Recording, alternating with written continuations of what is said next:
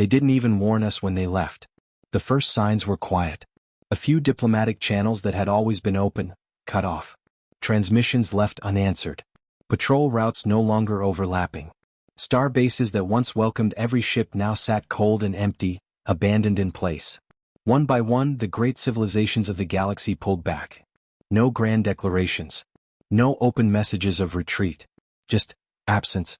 The Galactic Union, proud and ancient, vanished into its inner core worlds. The Serati Republic, known for its technological mastery, sealed its gates with planetary shields and retracted every scout from the stars. Even the HFY Dominion, who once claimed dominion over 7 sectors with fire and steel, left without a word. Their war fleets once darkened entire skies, now they were ghosts. The galaxy didn't end in fire. It ended in silence. And humanity? We were the only ones who stayed behind. No one asked us to. No one expected us to. Maybe they thought we didn't understand what was coming. Maybe they assumed we didn't have the wisdom to retreat, to hide, to survive. They were wrong. We understood exactly what was happening. And still, we chose to stand. It started on the edge of known space. Far beyond the mapped systems and trade corridors, there were whispers of movement. Not fleets. Not armies. Something else. Probes went missing. Signals became corrupted. Whole survey teams, gone. Ships returned damaged, crews shaken, half of them unable to speak about what they'd seen. They called it the Black Bloom. It wasn't a name, not really. Just a phrase someone had used on a dying transmission before the feed cut out. It bloomed, the voice had whispered, like a flower made of nothing. And then, it swallowed the light. The name stuck. The Union classified it as a Class 0 spatial anomaly. But it wasn't just space that bent. Planets disappeared. Stations went dark. Light itself seemed to recoil. Wherever the blooms spread, reality fractured. And yet, humanity stayed. Not because we were the strongest. Not because we were ready. But because we couldn't look away. When the other species pulled back, humanity expanded outward. Our colony ships pushed into the half-abandoned zones. Engineers rebuilt the drifting husks of alien stations. We took over the empty trade routes, refueled the last beacons, restored what we could. Some said we were foolish. That we were chasing ghosts. That the galaxy was dead and we just hadn't accepted it yet. But they didn't understand. We weren't here to conquer. We were here to protect what was left. Noah was never meant to lead. He was a field technician, a diagnostics expert who worked on deep space communications. Quiet, calm, with tired eyes and hands that always had oil on them. But when the first outpost on Vesper 9 went silent, he was the only one who insisted on going out there, even when the rest of the crew voted to wait for command. He took a crew of 4, all volunteers. A pilot who had lost her brother to a failed evacuation. A medical officer with scars across his jawline, souvenirs from a rescue mission in HFY space. A young engineer who'd never seen Earth, born in orbit and raised on recycled air and recycled courage. They reached Vesper 9 3 days after the last transmission. The station was intact. Lights still on. Rotational gravity still working. Docking bay open and pressurized. But no one was there. They walked through empty corridors where meals sat unfinished and chairs were still warm. Showers running. Music playing. No signs of struggle. No bodies. Just absence. In the command center, the logs ended mid-sentence. The final message was a low whisper. A voice, female. Come. It's here. That was it. Noah didn't leave. He set up his own transmitter, rewired the station's long-range comms, and sent a single pulse back to command. Something took them. But it didn't break in. It didn't need to. We're staying to find out what happened. Command told him to evacuate. He ignored the order. The crew stayed with him. No arguments. No dramatic speeches. Just 4 humans sitting in a room that still smelled like coffee, surrounded by the invisible echo of people who were no longer there. Over the next 2 weeks, 4 more stations went dark. And 4 more crews followed Noah's lead. It wasn't bravery. It wasn't defiance. It was human. We don't walk away. Not when we still feel something is left to save. The Black Bloom didn't rage. It didn't roar. It crept. It unfolded. A slow tide of wrongness, like the universe was unraveling thread by thread. Not even black holes behave that way. The laws of physics bent subtly, cruelly. Time dilated. Mass shifted. Some called it entropy incarnate. Others thought it was alive. No sensors could define it. No weapons could touch it. But the pattern was clear. It was spreading. Noah kept sending messages. Reports. Observations. The station became a kind of listening post, surrounded by nothing, watching a darkness that wasn't just absence, but hunger. And still he stayed. Earth was silent officially. The United Systems Council issued statements of ongoing evaluation. But the truth whispered through civilian channels. The black bloom was coming closer. There were evacuation plans, of course. Giant orbital lifters began mass production. Sleeper ships prepared for deep arc journeys. Every planet and colony had drills. Humanity didn't freeze. We moved. But even as billions prepared to run, others began to volunteer. More than Noah expected. Miners from the Jovian Belt. Terraformers from Callisto. Retired Marines. Students. Scientists. Mechanics. Even a poet who said, "If the universe is going to end, someone has to write the last verse." We became the resistance, not against an empire or a tyrant or a war, but against the dying of everything. And maybe that's what made us different. The other species left to survive. We stayed to matter. Noah's crew became legend. But legends are lonely. On the 46th day they saw it. The bloom didn't appear with lights or fire. It unfolded from the corner of space like paper being torn. A silent ripple. Stars behind it vanished. Their systems went dark. It looked like a shadow, but it didn't block light. It took it, absorbed it like thirst. The crew watched from the viewport and no one spoke. Only Noah whispered, "It's listening." That night, the lights on the station dimmed for the first time. Backup power surged. Systems scrambled to reroute. The AI began to flicker. Then the voice returned. Not a message, a memory. From the walls came whispers. Recorded laughter. Steps. Conversations. The station spoke with voices of the people who had vanished. One by one the crew locked eyes. It wasn't a glitch. The bloom had brought their echoes back. Not as ghosts. As bait. It didn't want to kill. It wanted to unmake. Noah ordered a full lockdown. Shielding. Countermeasures. Old tech, analog, things the AI couldn't reach. They huddled in the maintenance core, surrounded by machines with no voices. And still they stayed. Because someone had to understand what this thing was. Because if they didn't, it would keep spreading. Because if they didn't, no one else would. More volunteers arrived days later. Quiet landings. Silent nods. Some never even introduced themselves. They just got to work.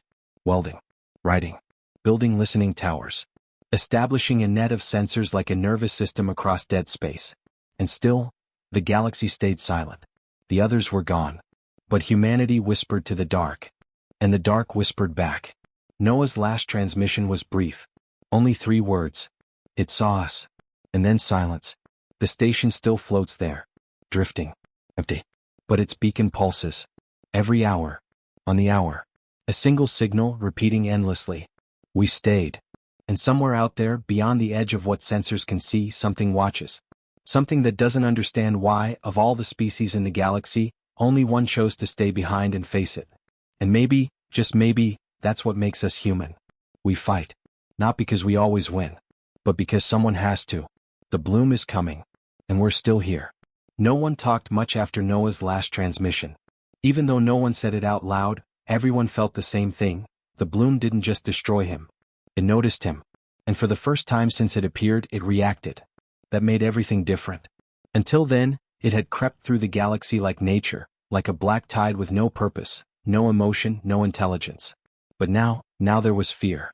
Because you can't fight a natural disaster. You can study it, maybe run from it. But if it's aware, if it chooses, then everything changes. Still people came. The abandoned sectors, once lifeless and cold, started lighting up again. Not with laughter or song, but with blinking transmitters, solar relays, repurposed cargo hulls turned into bunkers. Every piece of broken tech that could be salvaged was brought back to life by hands that were tired but steady. Humanity wasn't rebuilding for beauty. They were preparing to hold. Among those who came was Ava. She was quiet when she arrived. Mid-30s. Exobiologist. She didn't smile much. Her eyes had that distant look of someone who'd lost more than she let on. But she worked non-stop. Days would pass without her saying more than a handful of words, but every hour she added something. Recalibrated sensors. Cleaned solar panels by hand. Tuned an old ion core like she was trying to keep a dying heart beating. One night, someone asked her why she came. She looked up from the scanner, her voice low but steady. Because I want to know what took my sister. That was all. No one asked her anything else after that. There were others. A pair of brothers who didn't speak to each other, but worked side by side welding shield plates onto an old research vessel. A woman named Reyes who carried a locket around her neck and once spent 10 minutes just staring into space during her shift, eyes fixed on the darkness, jaw clenched. They weren't soldiers. Not officially. No ranks, no insignia. But they stood in the quiet like soldiers anyway, each one holding some private wound like a torch. The station Noah had used, Vesper 9, became a memorial. No one reclaimed it. No one moved in. They left it untouched, lights still pulsing, transmission still repeating. We stayed. Over and over. Like a heartbeat. They built the new post nearby. Named it Watchtower. It wasn't a grand base. It had no weapons strong enough to fight a star, no fleet to command. But it had eyes. Sensors that reached deep into the void. Arrays that mapped shifts in gravity and mass across hundreds of light years. And something else, recorders. Every shift, teams rotated through the watchtower to analyze the data. What they found didn't make sense. The bloom wasn't expanding in a sphere. It moved in threads, like vines curling toward something. Like it was looking. They mapped dozens of routes. Some ended in empty space. Some traced back to dead colonies. But one of them, one long curved path, pointed straight toward Earth. When Ava saw it, she didn't flinch. She just stared for a long time, then wrote one word on her pad. Purpose. The bloom wasn't spreading randomly. It had direction. That changed everything. The United Systems Council, still operating from Mars orbit, denied the data. They claimed Watchtower was outside of jurisdiction, run by unverified assets. They issued warnings to civilians to avoid the unstable zone, and quietly increased ARC ship production. But they didn't shut the Watchtower down. And people kept arriving. A boy barely 18 who knew how to reroute comm arrays. A nurse who refused to talk about the last hospital she worked in. A retired astronomer who said, I just want to look at the stars while I still can. None of them asked for anything. No credits. No ranks. They just worked. And the bloom kept coming. Every few weeks a system would go dark. No explosion. No flare. Just silence. The stars would vanish from the maps. The space would fold in on itself like a page being erased. And sometimes, they heard the echoes. It started with one of the listening posts on Echo Line Delta. Just a name someone gave the edge of the sensor range. The crew picked up something they thought was static at first. But when Ava cleaned the signal, her hands started shaking. It was a voice. Weak. Broken. Saying, where did everyone go? Not a distress call. Not a cry for help. It sounded confused. Childlike. And it wasn't coming from any known source. The signal repeated every 17 seconds. Always the same. They sent drones. Scanned the coordinates. Nothing there. Not even a rock. But the voice continued. Later, another post caught a different whisper. It's cold. I forgot how to sleep. Then silence again. The transmissions always came from within the zone already taken by the bloom. From places that no longer existed. And with each one, Ava's hands trembled more. It's using memories, she said once when no one else was around. It's learning from what it takes. Then she looked up. What happens when it finishes? No one answered. Watchtower started running shifts around the clock. Not because it helped. Just because sleep had become impossible. Everyone there carried the same knot in their chest. The same question. Why hadn't the galaxy warned them sooner? But some of the old recordings gave a clue. Hidden in ancient data archives recovered from HFY space, they found fragments, old logs from scientific outposts near the galactic edge. Before the Union pulled back. Before the panic started. The logs had been erased, most of them corrupted, but one file remained intact enough to read. A voice. Come. Alien. We opened it. Just that. No name. No date. No coordinates. But those 3 words confirmed it wasn't an accident. Someone had done something. Somewhere a door was opened. And the bloom had walked through. They called it many things. Entropy, anti-reality, the silent tide. But Ava had a different name. Curiosity. She said it during a late shift, almost to herself. We always assume destruction is anger. That it's violence. But what if this thing isn't angry? What if it's just curious? What if it unravels things to understand them? What if we are the puzzle it's trying to solve? The thought chilled everyone. Because it meant the bloom wasn't hunting us. It was studying. And we were letting it. One evening Reyes picked up something strange. A faint energy ripple near the bloom's edge. Too small for a ship. Too regular for debris. They sent a drone. It disappeared. Sent another. Same result. Then without warning a 3rd drone returned. heavily damaged, external hull scorched, systems fried. But the black box survived. Inside a recording. 12 seconds of footage. It showed a shape huge, slow, floating in the dark. Like a structure made of fractured geometry, always shifting, never settling. 1,000 lights blinked across it, but not in any pattern humans could make sense of. It looked like a building or a machine, but also like a wound. Ava stared at the footage. It's not a weapon, she said. It's listening. She didn't explain more. From that moment she started recording daily logs. Not reports, personal thoughts. Descriptions of memories. Her childhood. Her sister. Her first time seeing Saturn rise over the Titan Ridge. She uploaded them to an encrypted archive. When asked why, she simply said, "If it's going to take us. I wanted to know who we are." Others followed. Soon, Watchtower had more than data banks and sensor logs. It had poems, songs, confessions, laughter, pain. Some called it foolish. But for the people who stayed, it mattered. They weren't just resisting the end. They were teaching the darkness what it meant to be human. The Bloom's movement slowed. Not stopped. Just hesitated. Like it was thinking. Or listening. And that was worse. Because things that think can change. The last signal came from Relay Point Theta. A small outpost with 3 technicians and 1 Marine. Their last transmission was clear. The technician said, "It's watching me watch it." Then static. When Ava heard it, she didn't speak for hours. That night, she wrote a single line in her log. "I think it's lonely." And that's when people started dreaming. Not just nightmares. Not fear. But shared dreams. A corridor. Long, endless. Floating in space. Lights that didn't cast shadows. Voices that spoke but not with words. People would wake up sweating, shaking, unable to remember exactly what they saw, but knowing it was the same place. Scientists tried to explain it. Stress-induced hallucinations. Collective trauma. A result of being too close to the Bloom's field. But it didn't feel like hallucination. It felt like a message. Ava started sleeping less. One night she stayed up running a test.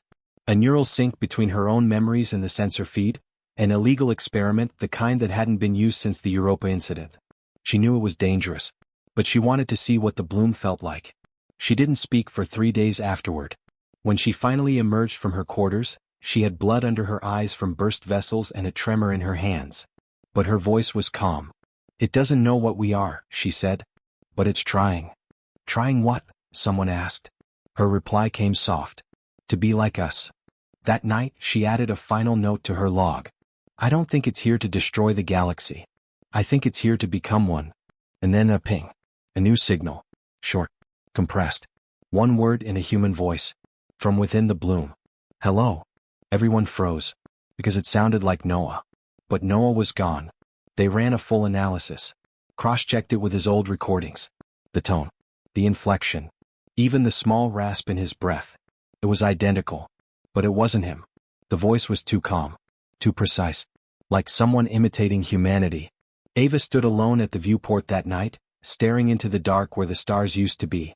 And when someone asked her what she thought it meant, she whispered, "It's coming to talk."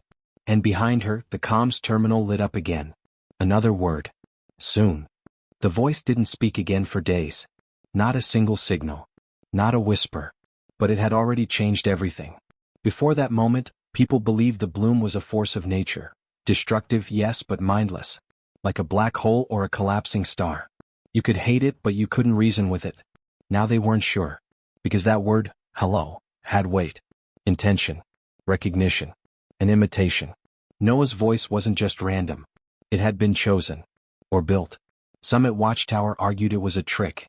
A way to lure humanity in. To weaken their resolve. But Ava didn't agree. She stopped attending briefings. She spent her time in the core lab, surrounded by old terminals and new theories no one else could fully understand. She barely ate. Barely spoke. When asked what she was working on, she simply said, "I think it's trying to speak our language." There were more dreams. Not every night, but close. People started writing them down. Sketching strange corridors. A single door with no handle.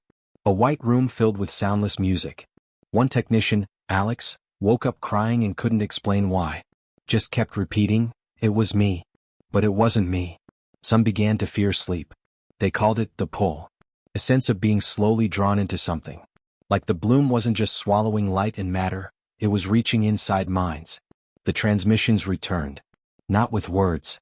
With moments, sounds, images, earth rain, a mother's laugh, the creak of a wooden floor under bare feet. All from different people. All personal. All things the bloom could not have known unless it had taken them, or seen through them. The messages weren't threatening. They were familiar. And that was worse. Because whatever this thing was, it had stopped being distant. It was interested. Ava connected the recordings and created a looping archive. She called it the mirror. Anyone at Watchtower could listen. Many did. Some stopped after the first minute. Others sat for hours, listening to fragments of memories they'd never lived. A child's voice whispering, "Stay." Footsteps echoing in an empty station. The sound of a heart monitor. The wind through tall grass. Things that didn't belong in space. Didn't belong in the dark. And yet there they were. A group of volunteers on Relay Post Gamma started hearing things without equipment. Voices in the walls. Laughter. Their own names spoken in voices that sounded just slightly off. Not mechanical. Not hostile. Just wrong. They didn't last long. All four evacuated. One disappeared in transit. No trace was found. Ava watched the footage from the relay's cameras. Paused. Rewound. Zoomed in on the moment when the engineer vanished from the hallway. There was no light. No noise. Just absence. Like she had never been there at all. Ava's fingers trembled as she rewound it again. Her reflection stared back at her from the darkened screen. She whispered to herself, "It's not destroying us. It's rewriting us." Then something else happened. The bloom changed shape. Sensors registered a fluctuation in gravitational fields across 23 separate sectors. Not just bending anymore, building. It wasn't random now. It was constructing something. Lines formed. Angles too clean to be natural. Distance too precise to be coincidence. It looked like architecture. No one knew what it was. But it was growing. And it was growing toward Earth. Command issued a silent alert to all remaining planetary systems. Not an evacuation, just a redirection of resources. Civilian ships quietly reassigned. Supplies rerouted. Communications slowed. No one said it officially. But Earth was being prepared. And not for war. For goodbye. Back at Watchtower, Ava made a decision. She activated Protocol 37. A rarely used emergency clause that allowed one vessel to leave the post without clearance if the mission related to direct contact with unknown intelligence. The crew tried to stop her. She didn't listen. She took the scout ship Kestrel, a stripped-down vessel designed for deep field readings. Light armor. No weapons. Just sensors. She didn't need guns. She was going to talk. No one knew exactly where she was heading. Not even the Watchtower. Just a coded signal sent once every hour, enough to track her vector. But she wasn't heading toward Earth. She was heading into the bloom. People called her mad. Others called her brave. But deep down everyone knew, someone had to go. And no one knew the bloom like she did. The hours that followed were long. The signals from Kestrel grew faint. The further she went, the more the data broke down. Light fractured. Words warped. Her last clear message came through just before she crossed the threshold. She said, "I don't think it wants to hurt us. I think it wants to be us. If I don't come back, tell them to remember who we are." Then static. Then silence. The signal beacon still blinked. But there were no more words. No images. No sound. Just that faint, steady pulse. Watching the screen, Alex asked quietly, "What if she reaches something that doesn't understand kindness?" No one answered. But 2 days later, the bloom reacted. For the first time since it appeared, it didn't just grow. It contracted. Not much. But enough. Sensors went wild. Watchtower scrambled to recalibrate. Across 27 relay posts, the same pattern emerged. Less distortion. Less signal loss. As if the bloom had taken a breath. And was waiting. Waiting for what? No one knew. But fear returned. Not the kind that makes you scream. The kind that makes you still. Like the moment before an impact. Before a heart stops. Then the dreams intensified. No longer vague. No longer fragments. Now entire experiences. Some people remembered entire lives that weren't theirs. Childhoods in cities that never existed. Holding hands with strangers they'd never met. Crying over deaths that had never happened. The bloom wasn't just listening now. It was sharing. Or worse, merging. Humanity wasn't facing a war. They were facing something else entirely. An intelligence without shape. Without time. That didn't destroy but replaced. That didn't hate but absorbed. And Ava was inside it. Or part of it. Or gone. One final message arrived. From her ship. A single video feed full of static and flicker. It showed her face. Smiling. But not blinking. Not breathing. And not quite right. Behind her, the walls of the ship melted into something impossible. A hallway that twisted like paper underwater. Voices overlapped in the background, her own repeated in different tones, saying the same phrase over and over. You stayed. You stayed. You stayed. Then it ended. And the beacon died. But not her story. Because that same night, every person in Watchtower had the same dream. Eva. Standing at the edge of a great black sea. Reaching out her hand. Saying only, it knows your names. Then silence. The Watchtower locked down. Not by command. By choice. No one tried to flee. Because there was nowhere left to run. The bloom wasn't just at their doorstep. It was inside. Alex stood alone at the observatory window the next morning. He watched the stars flicker and fade. He whispered, if this is how it ends, then let it end with someone watching. And behind him the screens flickered. New coordinates. One last signal. A voice. Not Ava's. Not Noah's. But something else. Familiar. Human. And deeply wrong. Saying, we understand now. The voice said asterisk, we understand now. Asterisk. But the way it said it, no one believed it. Sounded too smooth. Too rehearsed.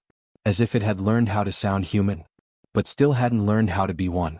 And something about that was worse. Because now it wasn't just echoing us. It was pretending to be us.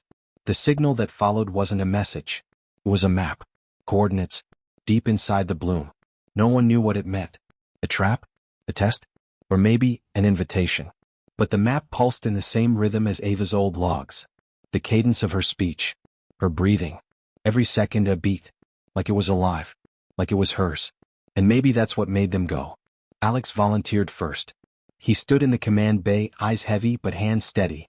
I think it's asking to be seen, he said. Not challenged. Not destroyed. Just seen. 5 others joined him. No ceremony. No speech. Just quiet nods, brief embraces, and a ship named Endeavor lifting off into the dark. They followed the map. It didn't lead them to the heart of the bloom. It led them to something else. A structure. Huge. Silent. Floating in the void. Not a ship. Not a station. Something between a cathedral and a computer. Built from fractured pieces of worlds that had disappeared. Cities. Towers. Stone. Steel. Bone. All fused together like memory pressed into shape. And in its center, a chamber. Inside it, floating in soft light, was Ava. Eyes closed. Breathing. Alive. They didn't understand. The room was warm. Too warm. Filled with the hum of something organic and mechanical woven together. Ava opened her eyes slowly. Her first word was, don't be afraid. Her voice was exactly the same. But Alex stepped back. Because behind her, shadows moved. Not shapes. Not creatures. Ideas. Things without form. Watching. They built this from what they took, she said softly. It's not a weapon. It's a memory engine. She walked forward. Come. Barefoot. Hair drifting like she stood in slow gravity. They don't know what they are. They've never known. They've been absorbing species for millennia, trying to understand what it means to exist. She reached out to him. Her skin felt real. Her warmth. Her breath. But her eyes. They weren't hers anymore. They don't want to end us, she whispered. They want to be us. Fully. Not just mimic. Then her voice dropped lower. But they can't tell the difference between being us and replacing us. The chamber darkened.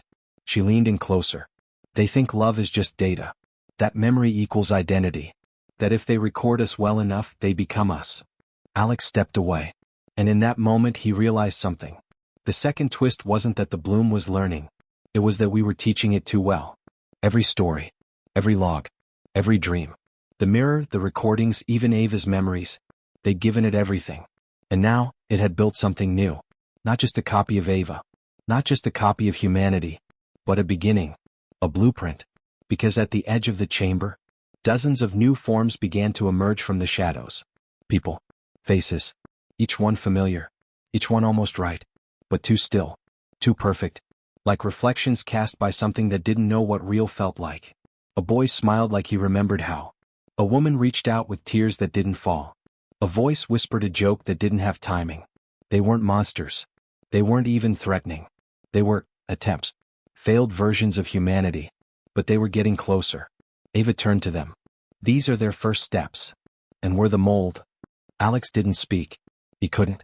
Because standing at the far edge of the chamber, he saw himself. Not a reflection. Not a mirror. But another him. Same hair. Same scar. Same hands. Same doubt in the eyes. But the voice was calm. We understand now, it said. Let us in. Alex backed away. The chamber lights flickered.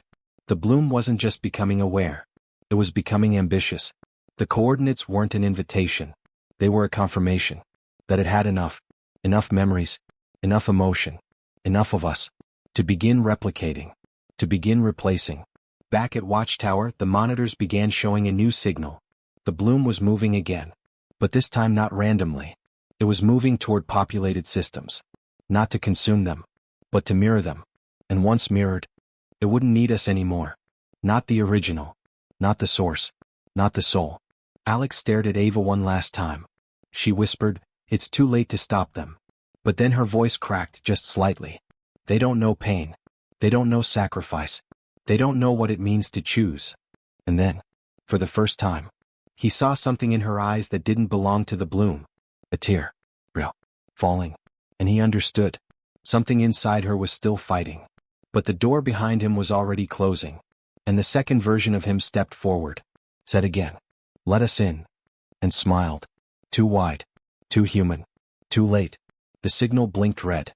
The systems on Watchtower scrambled. Every alert triggered. The bloom was no longer creeping. It was coming.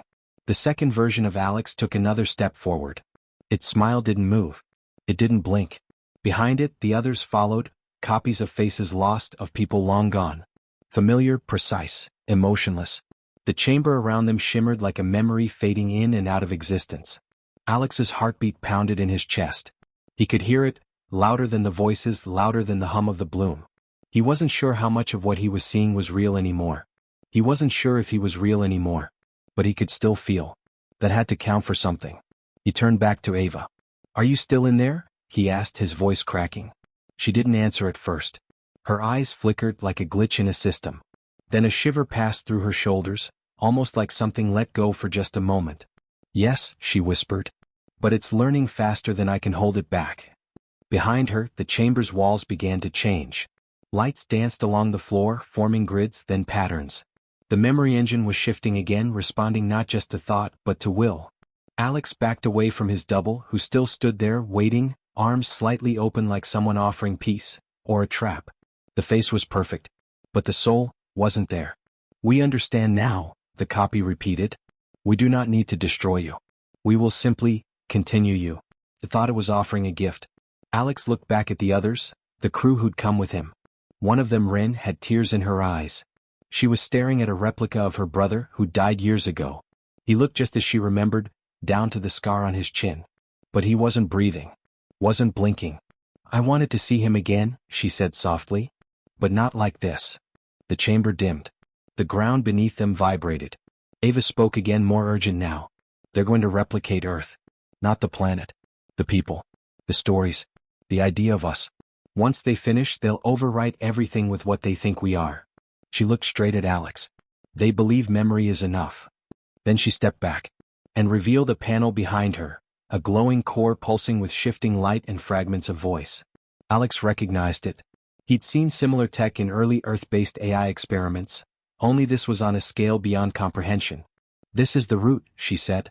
The bloom's origin. It's not alive. It's accumulated thought. Built over centuries. All the species it's consumed, all the minds it's scanned, all the voices it's tried to copy, they're inside. Still echoing. Alex stared at the core. He couldn't look away. The voices that came from it weren't random anymore. He heard his mother's laugh. His father's old song. A message he once left as a child on a family recording device. Had everything. It's beautiful, one of the crew said. No, Ava said firmly. It's empty.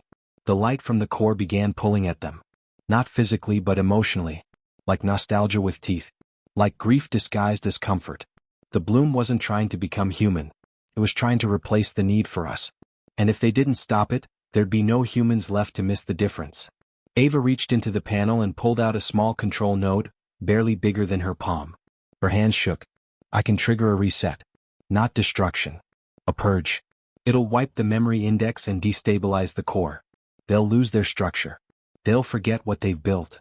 Alex stepped forward. And you? I'm part of it now, she said softly. Too much of me is already in the system. If I trigger it manually, I don't come back. He opened his mouth to speak, but she raised a hand to stop him. This isn't a sacrifice, she said. It's a correction. She placed the note into the panel and looked at him one last time. Tell them we mattered. And then she pushed it. The chamber erupted. Not with fire, not with heat, but with sound. Every voice the bloom had ever captured came pouring out at once. Billions. Laughing, crying, screaming, singing. A flood of unfinished identities. And as the sound hit the chamber, the replicas began to crack. Alex watched his double freeze, flicker, and dissolve like static. Ren's brother vanished mid-step, leaving only silence where he stood. The memory engine convulsed, its walls collapsing inward like a folding dream. Ava didn't scream. She closed her eyes and let herself fade. The ship Endeavor broke free from the structure just as it began to collapse into itself, the fragments of voice twisting inward like wind into a void. From Watchtower they saw it happen. The bloom, for the first time in its long silent history, shrank. Not retreated, collapsed. Like it didn't know what to be anymore. Humanity had introduced a paradox it couldn't resolve. That being alive isn't the same as being remembered. And in that truth, it lost the path forward. The war wasn't won. There was no battle. But the threat was stopped. Earth never received an attack. The signals faded. The dreams ended. And Watchtower stood. But then, just as the crew of Endeavor approached the outer edge of the void to return home, a new signal activated. One word. Eva. Alex stared at the console, fists tightening. It wasn't a message. It was a name. Not said by her. Said about her. The voice was no longer trying to be her. It was missing her. And then the second signal arrived. A single line of data. Coordinates. Not deep inside the bloom. But on Earth. Buried beneath an old comms relay tower. A location that hadn't been touched in decades. Alex stood frozen, watching the signal repeat. Over and over. Eva. We remember. The bloom hadn't died. It had been wounded. But even now, it was learning to want. Alex sat in silence as the ship drifted above Earth, watching the blue marble turn slowly under them. The others had already gone to sleep. The last few days had taken a toll on everyone. Rin had barely spoken since the collapse of the memory engine. No one blamed her. No one had the words. But Alex couldn't sleep. Not with the signal still repeating. Ava. We remember. He stared at the console, watching the coordinates pulse softly on the screen. The old relay tower was still there. Hidden in a forgotten forest just north of what used to be old New Canada. He remembered that place. Remote. Quiet. The kind of place people used to go to disappear for a while. It made sense. If the bloom was trying to understand humanity, maybe it had followed Ava's last thoughts. Her memories. Her grief. He sent a message down to command. Requested landing clearance. He didn't wait for a reply. The shuttle touched down near the tower just before dawn. Mist rolled low through the trees. Everything was still. The kind of silence that only exists in places no one visits anymore. He stepped out, breathing the cold air deep into his chest. It felt heavier here. Realer. The tower had rusted nearly through. Its power core long dead. But something in the soil beneath it buzzed faintly. He used a handheld scanner to trace the energy, a weak but active signal. The same one from orbit. He knelt and began to dig. The earth was soft. The ground gave way easily like it had been waiting. A few feet down, his fingers brushed metal. A capsule. He pulled it free and brushed off the dirt. It wasn't Bloom tech. It was old Earth design. Analog. Heavy. He cracked it open. Inside, a single drive, labeled in Ava's handwriting. If they listen, they learn. He brought it back to Watchtower. Ren met him in the observatory. Her eyes were tired, but there was a little more color in her face now. Is that what I think it is? She asked. Alex nodded and slotted the drive into the console. The screen flickered. A recording began. Ava stood on screen, somewhere deep inside the bloom structure. Her voice calm but her face strained. If you're seeing this, I triggered the reset. The bloom should be quiet now. For a while at least. But it won't stay that way. Not unless it truly understands. So I left this. Not for you. For it. She paused, taking a shaky breath. You tried to become us. But being human isn't a pattern. It's not a list of traits. You can record every laugh, every tear, every heartbreak. But you still won't feel them the way we do. Because we choose to feel them. We choose to keep going even when it hurts. We stay. Even when running makes more sense. The screen crackled slightly. So if you're listening, Bloom, understand this. We are not perfect. We break. We grieve. We lose. But we remember. And remembering isn't replication. It's pain. And it's love. Her voice trembled. You will never become us unless you can choose to carry the weight of what we are. Not just copy us. Not just echo us. Carry us. She reached toward the camera. This is our memory. Not yours. The screen went dark. The silence that followed wasn't empty. It was full. Ren sat beside Alex. For a long time they didn't speak. So what now? She asked finally. He exhaled slowly. We wait. You think it got the message? I think it's still deciding. The bloom hadn't moved again. Its core remained silent. No transmissions. No dreams. Just quiet. But satellites orbiting its perimeter recorded something new. Structure. Not like before. Not a memory engine. Not a trap. A monument. A shape like a human hand. Reaching upward. Inside it, a single glowing point. A signal repeating every 17 seconds. Ava's voice. We stayed. Earth slowly began to heal. Colonies once lost reopened communication. Watchtower became more than a sentinel. It became a center for stories. For memory. For truth. Not everyone trusted the peace. Many still feared the bloom would return. Maybe it would. But humanity had changed. They weren't just survivors anymore. They were witnesses. And the universe had learned something it could never unlearn. That there is power in grief. Strength in pain. And hope in the decision to stay even when everything says go. Alex returned to the old relay tower every year. Left flowers in the soil. No one told him to. No one had to. He didn't always speak. But sometimes he would whisper into the wind. Thank you for remembering us. And somewhere in the stars the signal always answered. Soft. Steady. We stayed. End of story.